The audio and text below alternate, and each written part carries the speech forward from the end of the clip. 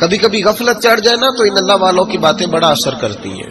میں نے بھی کچھ چیزیں رکھی ہوئی ہیں، جب دل میں محسوس کرتا ہوں نا کہ کوئی غفلت چڑھنے لگی ہے تو میں پڑھتا ہوں لوگوں کو کھول کے. میرے محبوب پاک کے صحابہ میں سے ایک نام حضرت سعید بن عامر کا بھی ہے. گورنر بنایا تھا یا عامل بنایا تھا حضرت عمر نے انہیں، ایک صوبے پورے کا. آپ کے گورنر ہاؤس کے پاس سے گزرے تو گورنر ہاؤس پیدل چل نہیں سکتے آپ، اتنا بڑا ہے. تو یہ وہ گورنر تھا کہ ایک دفعہ مال غنیمت بہت زیادہ آیا تو حضرت فاروق اعظم نے اس صوبے کے لوگوں کو کہا کہ ایک شخص جو مالیات کا وزیر تھا، وزیر خزانہ تھا، اس کو جناب عمر فاروق رضی اللہ تعالیٰ عنہ نے کہا، وزیر خزانہ اس صوبے کے جہاں حضرت سعید بن عامر گورنر تھے، کہا کہ غریبوں کی لسٹ بنا کے بھیجو، میں فنڈ لگانا چاہتا ہوں. تو جب لسٹ بن کے آئی تو چوتھے نمبر پہ گورنر صاحب کا نام بھی لکھا تھا. تو حضرت عمر فاروق رضی اللہ تعالیٰ عنہ نے حضرت سعید بن عامر سے کہا، یار تو غریب تھا، مجبور تھا، تنگ دست تھا، تیرے صوبے کے لوگ کہہ رہے مجھے کیوں نہیں بتایا؟ حضرت سعید لگے، عمر پہلے تو وہ بندہ مجھے بتا جس نے میرا پردہ کھولا ہے.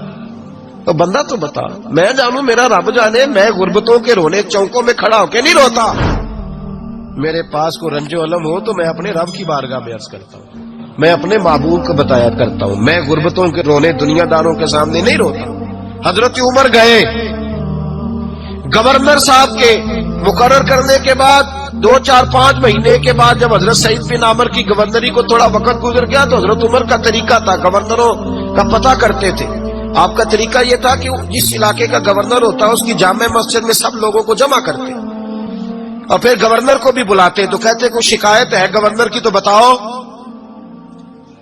مسجد میں جمع کیا، لوگ اکٹھے ہو گئے. حضرت فاروق اعظم رضی اللہ تعالیٰ عنہ نے فرمایا، گورنر کی کوئی شکایت ہے تو بتاؤ. تو صوبے کے لوگ کہنے لگے 4 شکایتیں ہیں گورنر صاحب کی. سننا ذرا دل کھول کے، 4 شکایات. کون سی؟ کا پہلی شکایت یہ ہے کہ جب یہ نئے نئے آئے تھے تو فجر کے بعد مسجد میں بیٹھ جاتے تھے، جس کا دل کرتا تھا مل لے. اب یہ فجر پڑھ کے گھر چلے جاتے ہیں اور اشراق چاشت کے وقت 8-9 بجے آتے ہیں. دوسری شکایت یہ ہے کہ یہ پہلے رات کو بھی ملتے تھے، اب صرف دن کو ملتے ہیں، رات کو نہیں ملتے. اور تیسری شکایت یہ ہے کہ ہفتے میں 1 دن ملتے ہی نہیں. چوتھی شکایت یہ ہے کہ کبھی کبھی روتے ہیں تو بے ہوش ہی ہو جاتے ہیں. کتنی دفعہ ملے ہو اپنے ایم این اے کو؟ بولے کتنی دفعہ ملے ہو؟ ووٹ اپنی مرضی سے دینا پر سوال کا جواب تو دو نا. کتنی خادم نہیں قوم کا؟ خادم نہیں، کتنی دفعہ ایم پی آپ کا حال پوچھنے آیا جس مسجد کے دروازے پہ بیٹھا ہوتا ہے؟ یہ گونگا بہرا اور اندھی جمہوریت ہے.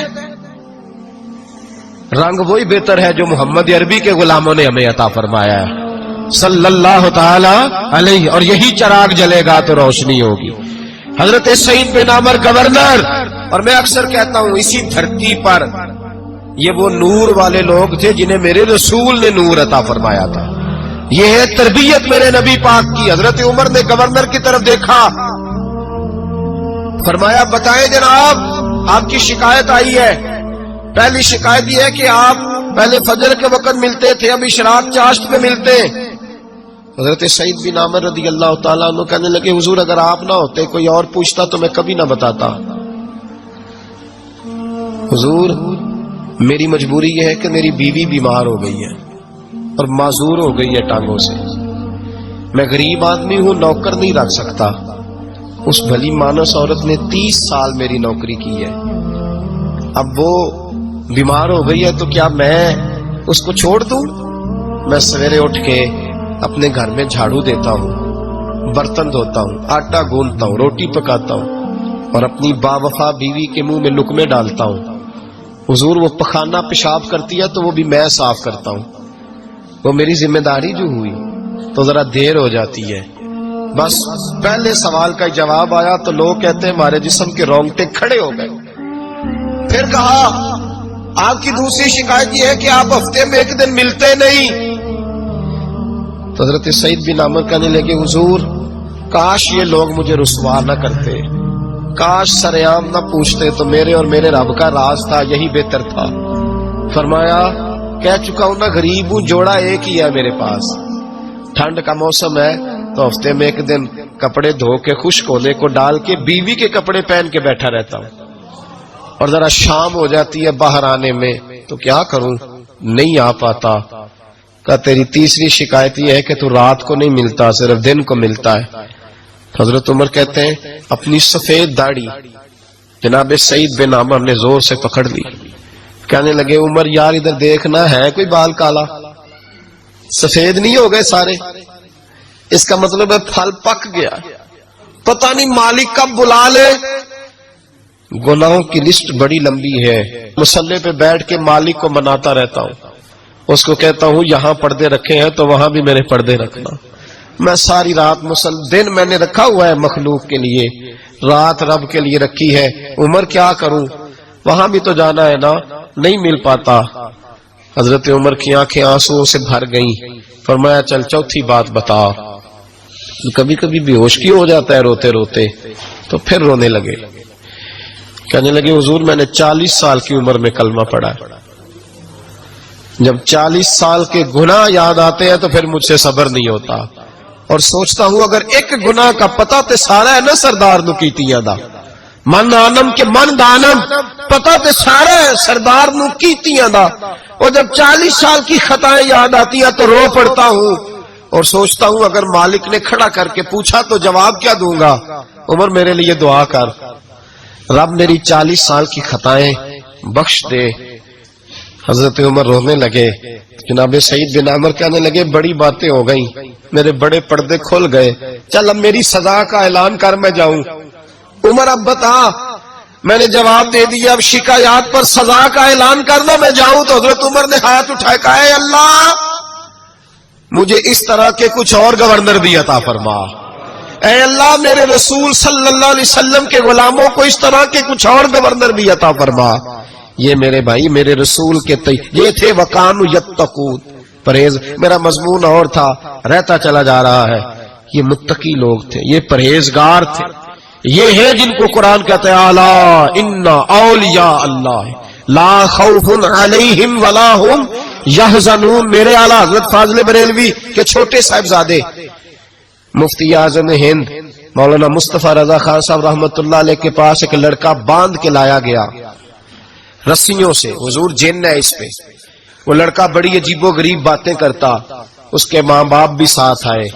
باپ پردہ, ماں کی شان میں اس نے کوئی بے ادبی کر دی.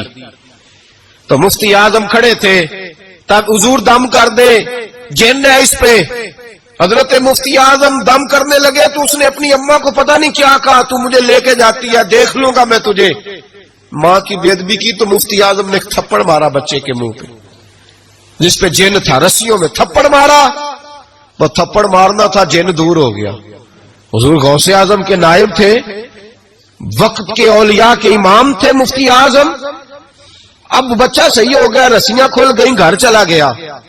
شام کو غلاموں سے کہنے لگے چلو اس بچے کے گھر چلے.